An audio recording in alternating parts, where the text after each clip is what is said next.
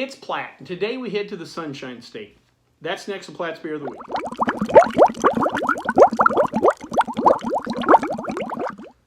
So the particular beer we have today, it comes to us from fine folks at Cigar City Brewing. It is Maduro.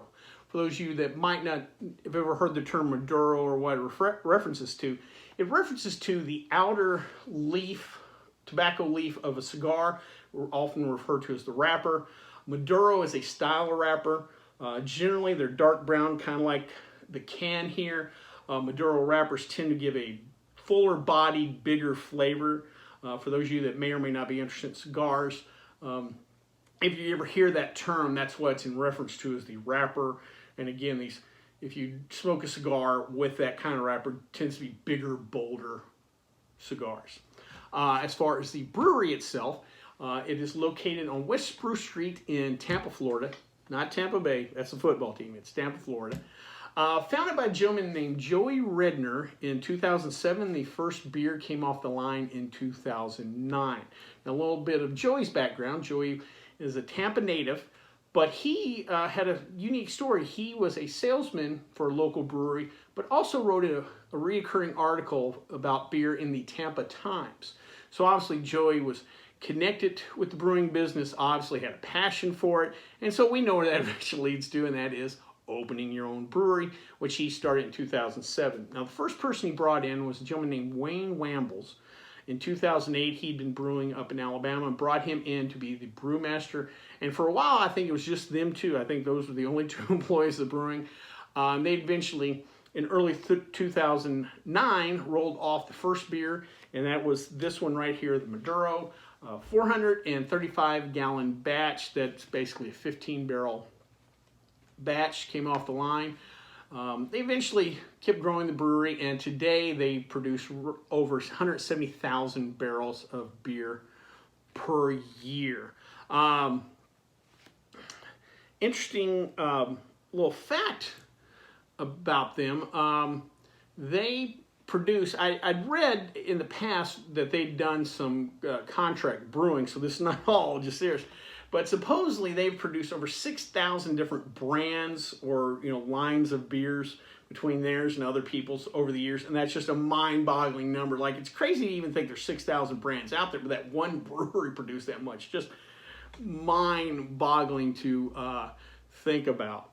One of the unique things they do also at Cigar City Brewing is, for the most part, all their products come in either cans or kegs. They do have some specialty releases that are in bottles. Obviously, if you're bottling conditioned, some, big beers or stuff like that. But for the most part, everything's in cans. And their justification, and it makes a lot of sense, is several-fold.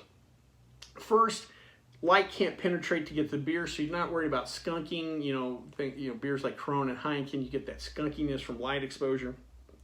Next, remember, they're in Tampa. The beach lifestyle is really not conducive to glass bottles, so cans obviously make sense there.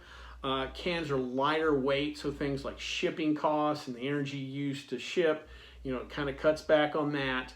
And lastly, cans are more easily recycled, Most of your beer cans are made from recyclable aluminum, so ecologically, cans make more sense, so we get that.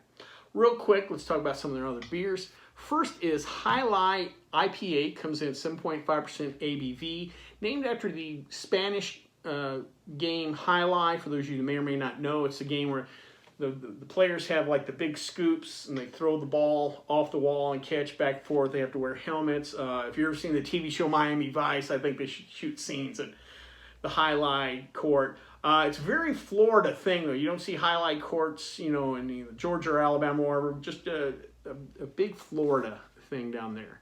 Next is Frostproof, 6% ABV. It's a Belgian-style white. Kind of like the name because I don't think they're worried about frost too much in Tampa, but love the name anyway. Speaking about a uniquely Florida name, next is 1000 Pickleball Court, double IPA, 7.5% ABV. For those of you who may or may not know, or probably a little younger, pickleball is a popular game. It's kind of a hybrid between table tennis and regular tennis as far as size goes. It's played on a real court, but a lot smaller with kind of smaller rackets. vastly popular with the seniors, and of course we know Florida is home to millions of seniors, so again, the name kind of sticks. Lastly is Zayn Lamprey Pale Ale Made Easy. It's a juicy pale ale, comes at 4.9% ABV. It's a collaboration between the brewery and Zayn's apparel line. He has a line of like traveling apparel. One of the more popular things is he has like a jacket, a quote unquote drinking jacket that has all these pockets to hide flasks and stuff like that. And you're designed for the modern drinker. And of course, we know what Zayn is capable of. So those are some of the different beers that they have. Well, before we try this beer, though, let's check out the stats.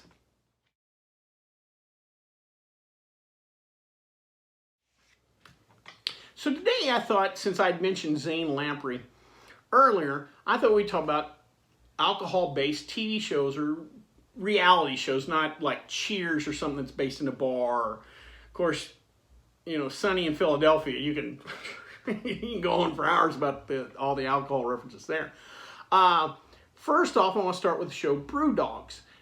It's a show based on the two Scottish brewers that started the whole Brewdog empire. They travel around the U.S. and brew different beers in different towns. They use locally sourced ingredients. Like if they're in Florida, they'd probably use orange peels. If they're in the Northwest, they may use spruce tips. Really cool show for hardcore, like home brewers, beer dorks. Check it out if you can. Next is the United States of Drinking. It's on the Smithsonian Channel. It's kind of a hybrid show between a travel show. They'll go to different places and drink local fare or whatever, and also goes into the background of different spirits and just alcohol in general here in the U.S. Of course, the Smithsonian knows a little bit about history, so kind of a unique show there. Next, we have Booze Traveler. It's an international show. Gentleman travels internationally and tries, local drinks.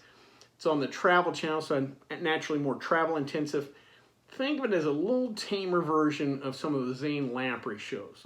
The gentleman on Booze Traveler definitely knows when to throttle back a little bit better than Zayn does. Next, of course, we have the world famous Moonshiners. They gave us, the great Popcorn Sutton, Tim, Tickle, the whole crew. I love the show instantly, of course. Of course, their spin-off show, they have a show called Master Distiller. It's a competition for amateur distillers. Now, something I don't think I told you guys in the past, but I was actually a finalist to be on the first year of the show. I've told you before, I've done some distilling before. I don't want to, get into as far as teaching the stuff, because again, the legality is a little gray there, but I was actual finalist for the first year of the show. If the producers are watching, I'm still available. I got plenty of time on my hands. So. And lastly, of course, any of the Zayn Lamprey shows, Drinking Made Easy, Three Sheets, his new show, Chug. And you can find these shows on pretty much any of the streaming services, Netflix, Hulu, what have you. I think there's something now called Drink.tv or Drink TV online. You can find a lot of those. I know they carry some of the Zayn stuff especially. So check those shows out. Really cool shows. And again, if you're watching this, you're a booze dork like me. So definitely check those out. Well, enough about that. Let's drink some beer.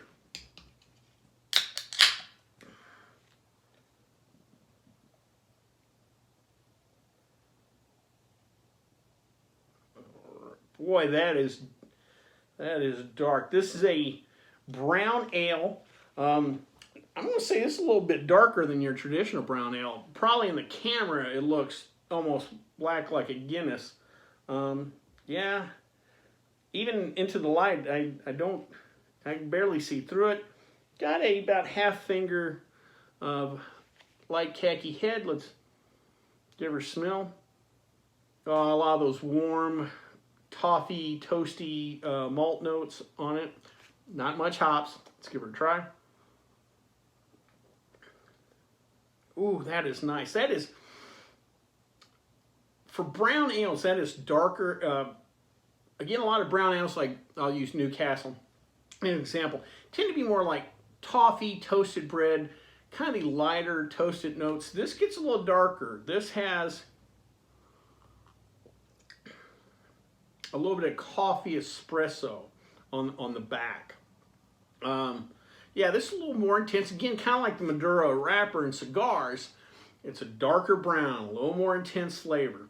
And that's what this brown ale is. It to me, kind of slides a little bit more toward a stout. It's not as, a lot of brown ales will have a little more malt sweetness to it. Again, this has a little bit of that, or a little less of that. Almost, like a Guinness kind of has a dry finish. It's a dry Irish stout, a dark, dry beer. This, I'm not going to say it's dry, but a little bit of dryness also on the back. So it's a different brown ale. It's good. Trust me, I want to finish it. But it's a little different kind of brown ale. Well, I hope you liked this video. If you did, please subscribe down below. Also, please like the video because it lets YouTube know we're putting out good content.